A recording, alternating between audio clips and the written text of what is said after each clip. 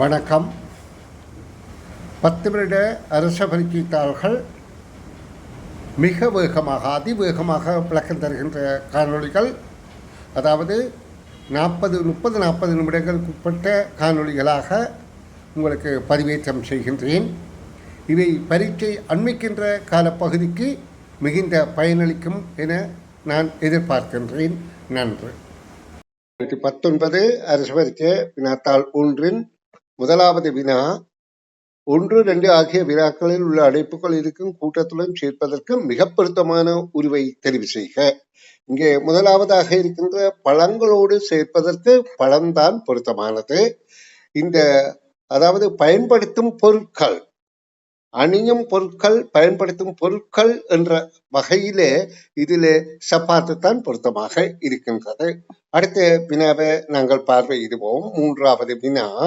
மூன்றாவது வினாவிலே ஒரு தாவரத்தை தந்திருக்கு. அந்த மரத்திலே ஐபி ஆகிய இது உருக்களிடையே உள்ள மூன்றாம் நாளாம் வினாக்கள் தரப்பட்டுள்ள உருக்களை அவதானித்து விடை தருக. ஏபி ஆகிய உருக்களிலே எத்தனை வேறுபாடுகள் உள்ளது என்று கேட்கப்படுகிறது. 3 வேறுபாடுகள் இருக்கின்றன. 1, 2, மற்றது இந்த பகுதியிலே 1, 3ஆக இருக்கின்றது. ஆகவே 3ஆவது பொருத்தம். இனி 4வது வினாவை அவதானிப்போம். இதுவும் இந்த மாறுபாடுகள், இணைக்க மொழியில் இருக்கிற மாறுபாடுகளை கருத்தில் கொண்டு நாங்கள் விட சொல்ல வேண்டும். இதிலே கார் என்ற படம் இருக்கின்றது. அதில் எத்தனை மாறுபாடு இருக்குன்னு பார்ப்போம். இது இருக்கிறது, ஸ்டியரிங் இருக்கு 2வது, பின் கண்ணாடி இருக்குது, பின் ஷில் இருக்கின்றது. அப்போ மொத்தம் 4 இருக்கின்றது. 2வது விடை பொருத்தமானதாக இருக்கு. வினாவுக்கு விடை காணும் விளக்கம் கீழே எழுதப்பட்டுள்ள கோலம் தொடர்ந்து செல்லும் போது 6ஆம் இடத்தில் வரத்தக்க அட்டையை தெரிவு செய்க. இந்த அட்டைகளை நாங்கள் பார்க்கிற போது இதிலே ஒரு புள்ளி, கருப்பு புள்ளி இதிலே 0, இங்கு 1, இங்கு 1, இங்க 2, இங்க 2, இங்க 3. அப்ப இதுல இங்க 3, 4, இங்க 4, 5, இங்கே 5, 6ஆக இருக்கும். 5, 6ஆக இருப்பது 2வது படம். 6வது வினா, கீழே உள்ள உருக்கள் ஒவ்வொன்றிலும் 3 ஈக்குகள் உள்ளன. அவற்றின் முழு நீளத்தையும் அதே விதத்திலே பயன்படுத்தி ஒரு முக்கோணி அமைக்கத்தக்க ஈக்குகள் உள்ள உரியாது, முறிக்கக்கூடாது, அதே விதத்தில பயன்படும். அப்ப இது சாய்கோடாக வருகின்ற போது இது இணையக்கூடியதாக இருக்கின்றது. இந்த கோடுதான் இதுல சாய்கோடாகும் போது இணையாது, இதுக்கு முடியாது. அப்ப முதலாவதான் விடை. அடுத்த வினா, ஏற்கனவே அதாவது ஒரு குறிக்கப்பட்ட ஆண்டுகளுக்கு முதல்ல வினாத்தாள் 1க்கு 45 நிமிடங்கள்ல விடி எழுதணும். எப்பவுமே அரச பரீட்சையில 1ஆம் பக்கத்திலே 3ஆம் பக்கத்திலேயும் சுற்றல் எழுதணும். காரணம் என்னென்றால், 1ஆம் பக்கத்துக்குரியது ஒரு தாளாகவும் 3ஆம் பக்கத்துக்குரியது இன்னொரு தாளாகவும் இருக்கும். 1 தவறினாலும் சேர்த்துக் கொள்வதற்காக.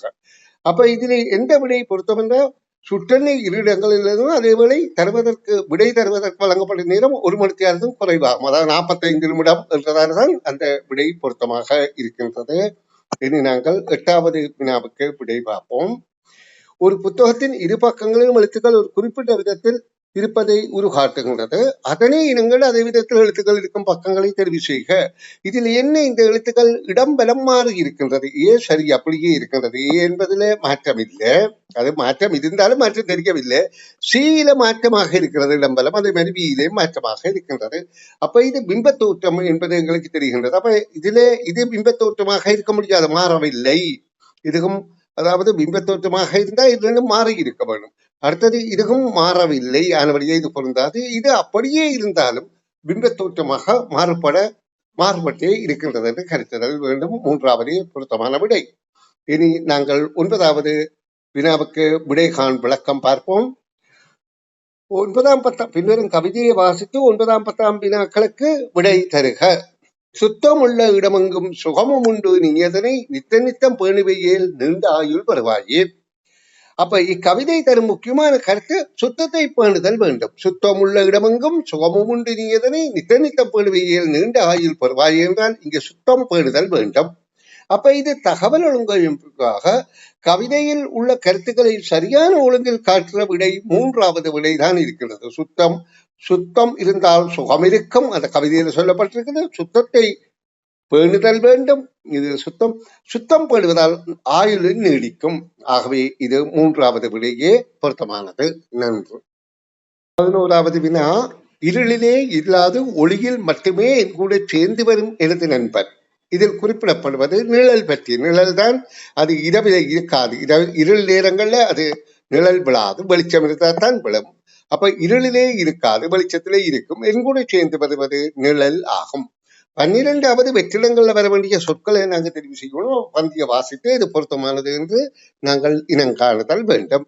சிட்டுக்குருவியின் தேனியும் காட்டில் உள்ள இது நெருங்கிய நண்பர்கள் அவர். ஒரு நேரம் ஆற்றின் அருகே உள்ள ஒரு மரத்தில தான் கிளை இருக்கும். அப்ப கரையில கிளை இல்லை. அப்ப இது பொருத்தம் இல்லாத விட மரத்தின் கிளையில் இந்த சிட்டுக்குருவியின் நண்பன் நீரில் அடித்து செல்லப்படுவதை கண்டது. அதாவது அது உடனே என்னது, சிட்டுக்குருவிதானே மரத்தின் கிளையை பிடுங்கியது. அப்ப இது பிள்ளை, தேனீக்களுக்குன்றது பிள்ளை கண்டது. சிட்டுக்குருவி விரோகா சொல்லினால் மரத்தின் ஒரு கிளையை பிடுங்கியது, இலையை பிடுங்கியது, அதனை தேனீக்கு அருகில் போட்டது. அப்ப இதான் சரி, 3ஆவதான் பொருத்தமாக இருக்கின்றது. இனி நாங்கள் அடுத்த வினாவை பார்வையிடுவோம். அதாவது 13வது வினா.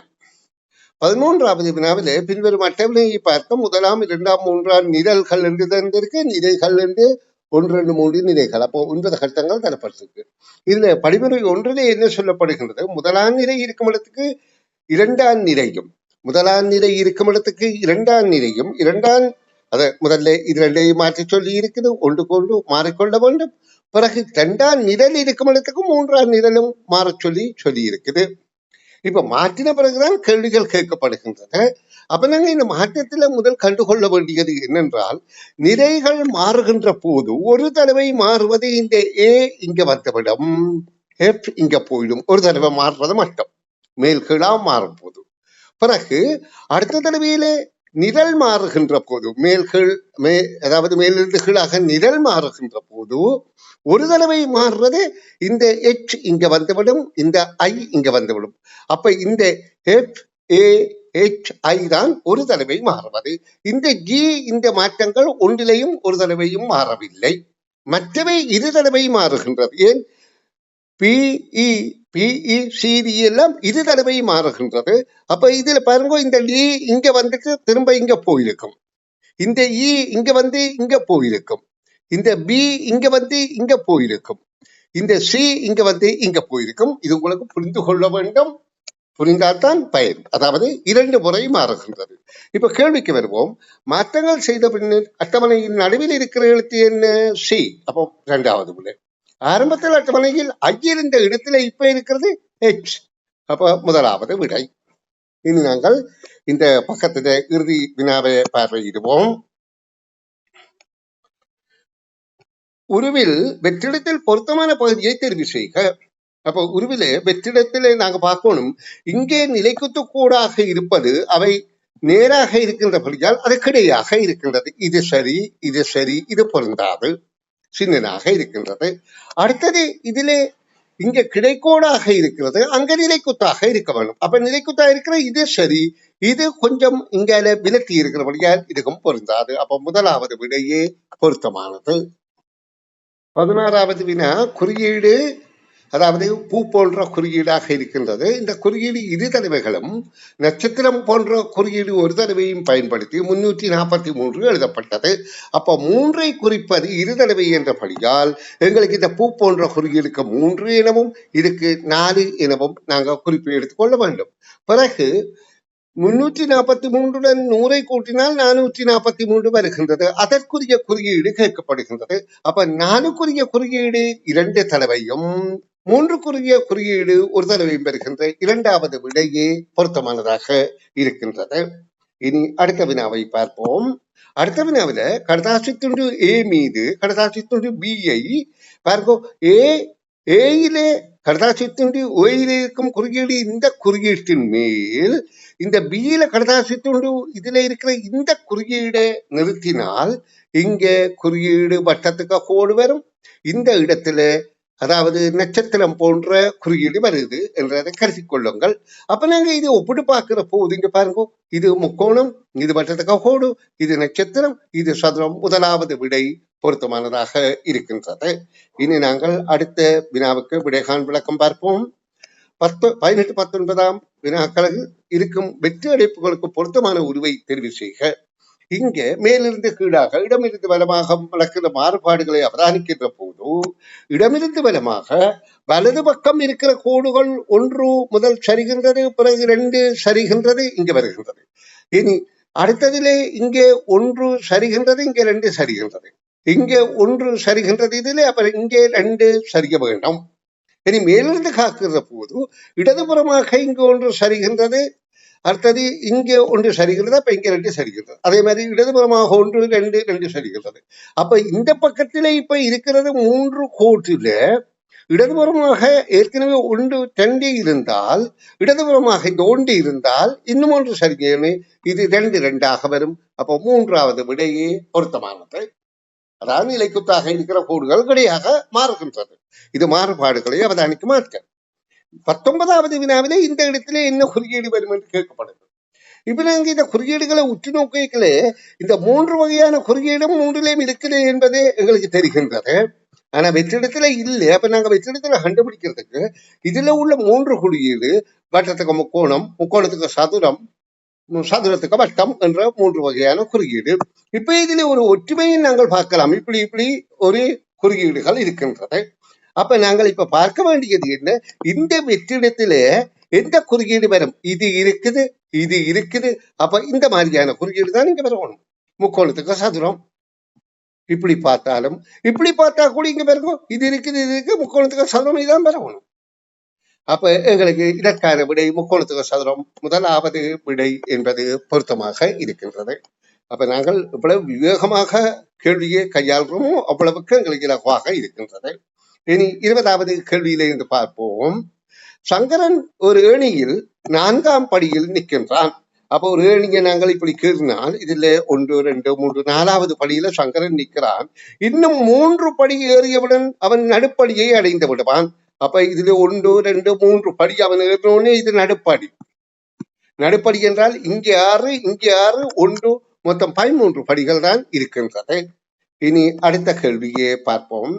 ஒரு பிள்ளை வேறு 4 பிள்ளைகளை, ஒரு ஆற்ற கடக்கிற வேலையில ஒரு பிள்ளை இந்த பக்கத்துல இருந்து போட்ல இருந்து 4 பிள்ளைகளை போட்ல ஏற்றி கொண்டு வந்து இந்த பக்கத்துல இருக்கிற ஒரு பிள்ளையோட தான் அதை விடுகிறது.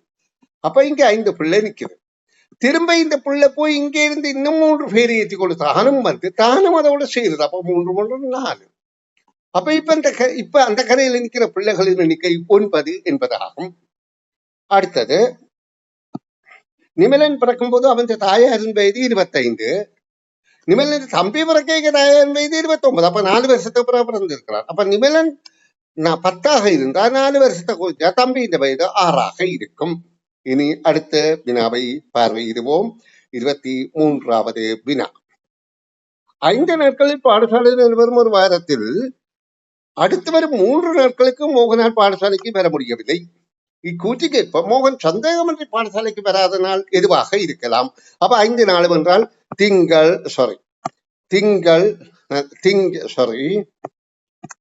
அதாவது திங்கள், செவ்வாய், புதன், வியாழன், வெள்ளி, இந்த 5 நாளும் பாடசாலை நடக்குது.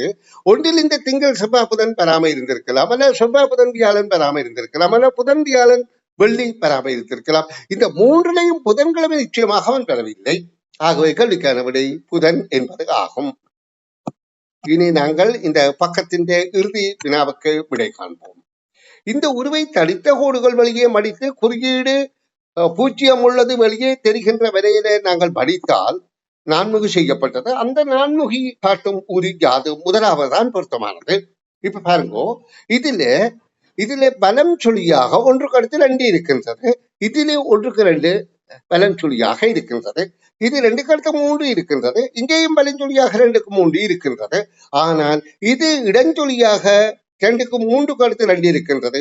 ஆகவே 1வது விடையே பொருத்தமாக இருக்கின்றது. இந்த 2ம் விடை தவறு என்றபடியால் அது விடை சரி. இப்ப நீங்க நான் ஏன் இதை சொல்றேன் என்றால், இது உள்நோக்கி வளைக்கப்படவில்லை, வெளிநோக்கி வளைக்கப்படுகின்றது. இது வெளியில தெரிகிற மாதிரி இந்த குறியீடுகள். அப்ப அது இடஞ்சொலியாகத்தான் மாறுபடுகின்றது. ஆகவே 1வது விடையே பொருத்தமானது. நன்று. 5வது வினா. இப்பிரிவில் காணத்தக்க சதுரங்களின் எண்ணிக்கை யாது? இப்ப எங்களுக்கு தெரியும், சதுரம் இப்படியாக இருக்கிற சதுரத்துல மொத்தம் 5 சதுரங்கள் இருக்கின்றது. 1 2 3 4, பெரியது 1 5. அது எப்படி சொல்றேன்னா, 1 1 இது 2 4, 1 1 2 தர 2 4, அப்ப 5 இருக்கின்றது. இதே மாதிரி 9 இருக்குமா இருந்தா ஒரு 1 2 4 3 9 என்று கூட்டிக் கொள்ள வேண்டும். சரி, இப்ப இதிலே 2 அந்த வகையில் சதுரம் இருக்கிறது. 5 5 10 என்பது கேள்விக்கான விடை ஆகும். இனி அடுத்த கேள்வி, 3 நபர்களின் பெயர்கள் ஆங்கில குறியீட்டு முறையில தந்திருக்கு. இந்த 3 பெயர்களையும் நாங்கள் பார்க்கின்ற போது இறுதி ஆங்கில குறியீட்டு எழுத்துக்கள் ஒரே எழுத்துக்கள் இருக்கின்றது. அப்ப முதல் எழுத்துக்கள் தான் மாறுபடுது. அப்ப முதல் எழுத்துக்கள் மாத்திரம் மாறுபடுறது.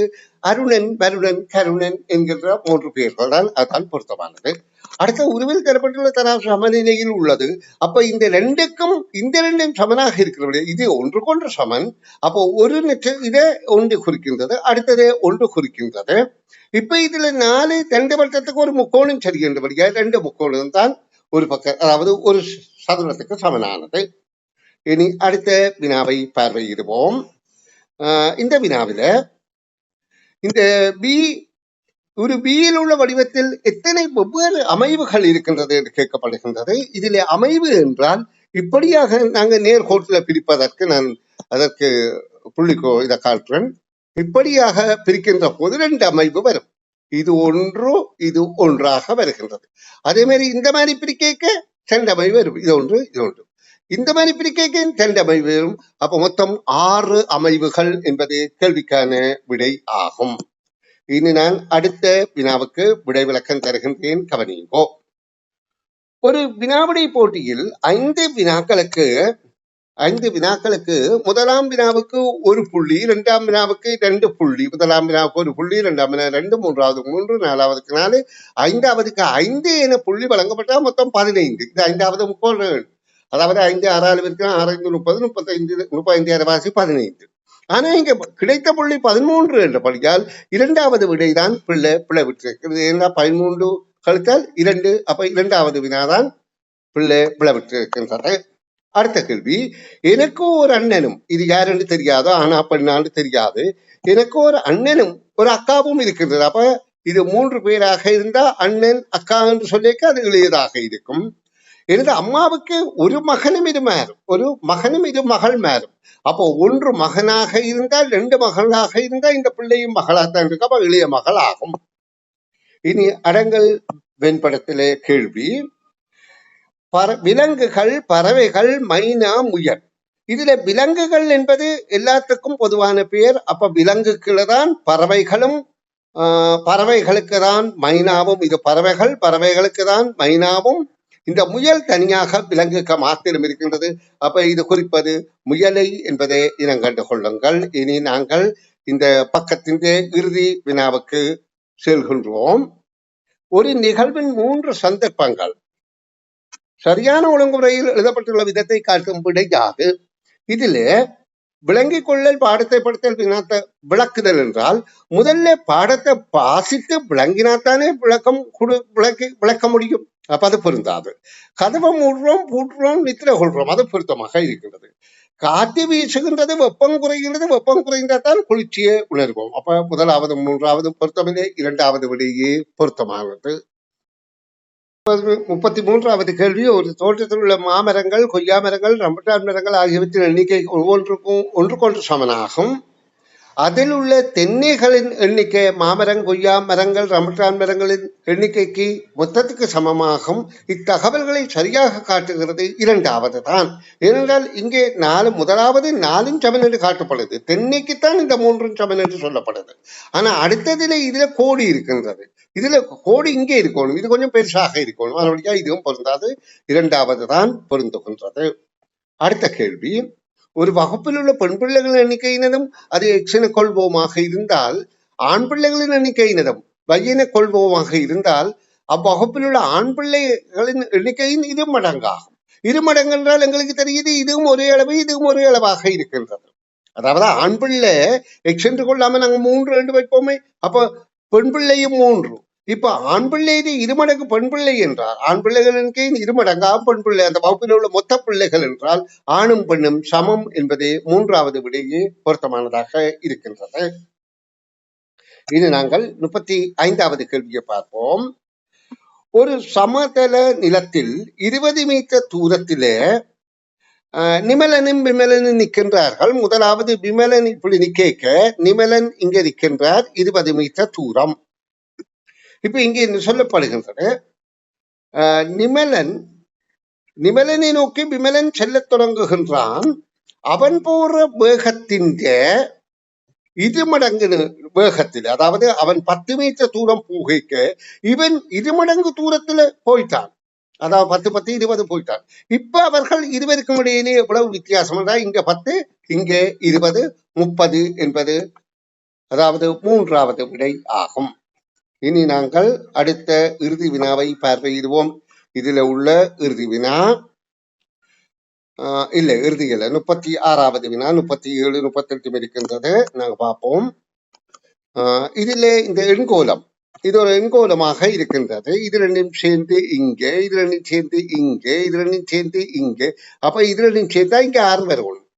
இது ரெண்டும் சேர்ந்து இங்கே, அப்ப இது ரெண்டும் சேர்ந்து இங்கே, இது ரெண்டும் சேர்ந்து 10 சரியாக இருக்கின்றது. இதுவும் 10 சரியாக இருக்கின்றது. இதுவும் 6 6 4 1 5 சரியாக இருக்கின்றது. அப்ப வெற்றிடத்தை வர வேண்டியது 6 என்பதாகும்.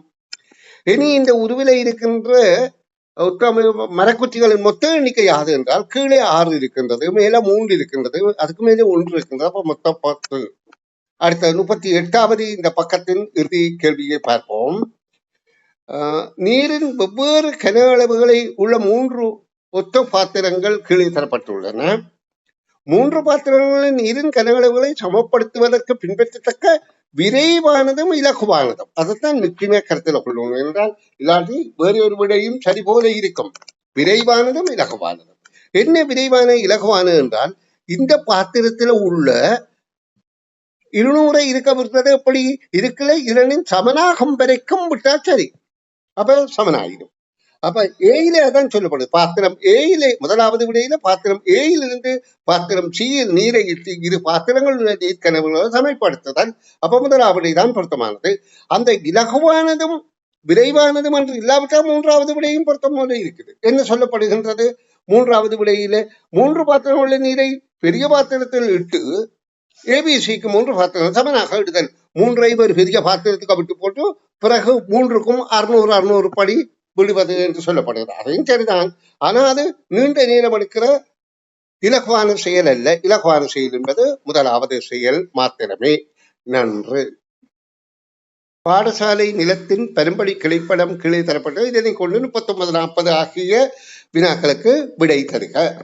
இப்ப 39 கேட்கப்படுகிறது, மேற்குறித்த கிடைப்படத்துக்கு ஏற்ப சரியான கூற்றை தெரிவு செய்க. இதுல சரியான கூற்று என்றால், முதலாவது விடைய பார்ப்போம். பிரதான கதவுக்கு வடக்கு, இங்க வடக்கு மேல் நோக்கி காட்டப்பட்டிருக்கிறபடியால் எங்களுக்கு திசை நிச்சயம் தெரியும். பிரதான கதவுக்கு வடக்கே நூலகமும், அது சரி, பொருத்தமாக இருக்கின்றது. நூலகம் இருக்கின்றது. அப்ப முதலாவது சரி. அடுத்தது பிரதான மண்டபத்துக்கு மேற்கே விளையாட்டு மைதானம். பிரதான மண்டபத்துக்கு மேற்கே விளையாட்டு மைதானம் என்ற பொருத்தமில்லை, இது தெற்கே இருக்கின்றது. அப்ப அது பொருத்தமில்லை. முதலாவது விடை தவறு. அலுவலகத்துக்கு தெற்கே பிரதான மண்டபம், அலுவலகம் இங்கே இருக்கின்றது. அலுவலகத்துக்கு தெற்கே பிரதான மண்டபம் என்பதும் பொருத்தமாக இருக்கின்றது. தெற்கே பிரதான மண்டபம் சரியாக இருக்கின்றது. இது சரி. ஆனால் பிரதான மண்டபத்திலிருந்து கிழக்கே, அலுவலகத்துக்கு தெற்கே பிரதான மண்டபமும் பிரதான மண்டபத்துக்கு கிழக்கே நூலகம் என்பது தவறு.